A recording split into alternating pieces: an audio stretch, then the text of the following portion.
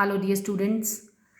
We all hope that you all are doing well, all are good, relaxed, and studying as well.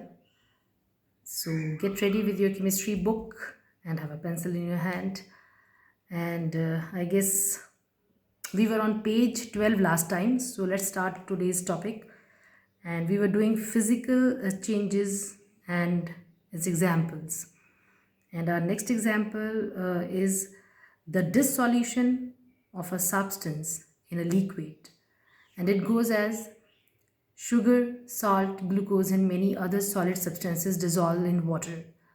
The substance that dissolves is called the solute, and the liquid in which the substance dissolves is called the solvent.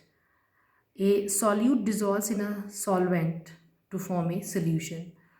So here we must know what is a solute, what is a solvent, and when a solute is dissolved in a solvent, it forms a solution. So I guess that two figures are there, figure 2.5 and 2.6, which is more elaborating this particular example. But before that, suppose I ask you any other example where you can specify what is a solute, what is a solvent, and then what is the solution we are getting. I guess suppose we discuss about laminate, okay? If we have to make laminate, so what could be the solvent? Water, fine. And solute could be lime juice, sugar or salt, like what we want to add. And when all these things are mixed, right, then we will be getting the solution called lemonade. So understand here what is solute and solvent, and then how the solution is formed. Now next it's telling us that the solute can be obtained back from the solution by evaporating the solvent. And this particular point is telling us that the dissolution of a substance in a liquid is a physical change. Hence, dissolving is a physical change. Fine. So, if we dissolve a tablespoon of a salt or sugar in a glass of water, so we are getting the information that we can get back the solute when the solvent is evaporated. So, it is a physical change. There is an activity, and that is figure 2.6. And I really feel that if all of you try this at home, it's hardly a 5 minutes activity, then this particular activity is going to clear a concept that why the volume of the liquid does not change, when a solid dissolves in it. Fine.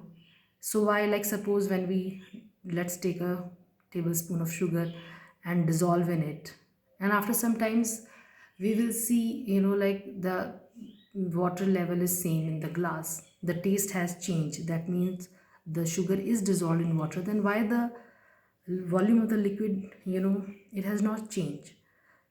To understand this, we need to see figure 2.5, which is telling us that how this dissolution has taken place, right? So what happens here is that are the solute, and here the solute is sugar.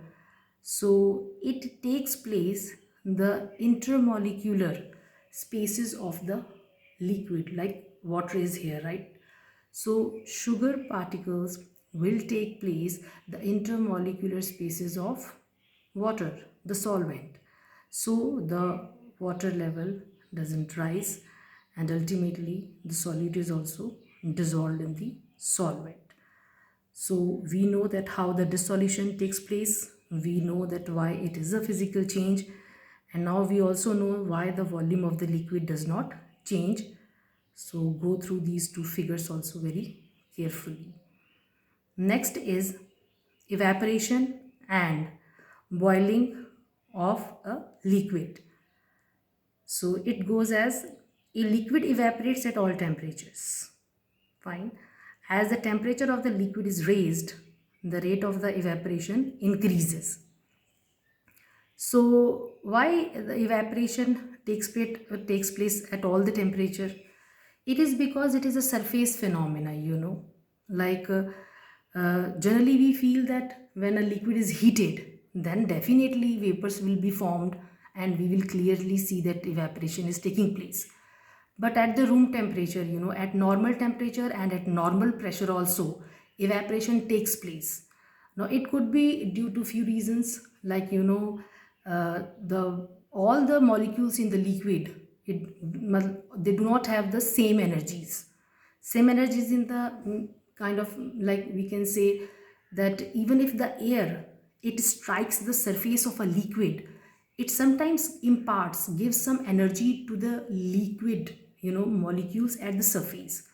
So when they get some energy, they can overcome their intermolecular force of attraction, they can break their bonds and they can escape. So this is also how the evaporation takes place. And other way also, because all the molecules at the surface, they do not have the same energy. So at the normal temperature and normal pressure also, they can, break down their intermolecular bond of attraction, they escape, and that is how the evaporation takes place. Fine. But at the like boiling point, the evaporation is the fastest. So when vapors are cooled, they give back the liquid. Fine. So we know that evaporation takes place at all the temperatures. At the boiling point, it is the fastest, and ultimately we have read that the vapors are cooled and they give back the liquid. So here we know that it is a physical change. Thus the change of state from liquid to vapor or from vapor to liquid is reversible, and no new substances are formed either. Hence, evaporation and boiling of a liquid like water, alcohol and ether is a physical change, unlike the three examples which are mentioned here. Also, the condensation of vapors like those of water, alcohol and ether is also a physical change. Fine. And the next example, I guess the last one, is the drying of clothes. When wet clothes are spread in the open, the water slowly evaporates and the clothes get dried. This is a physical change because the change is reversible and no new substances are formed either.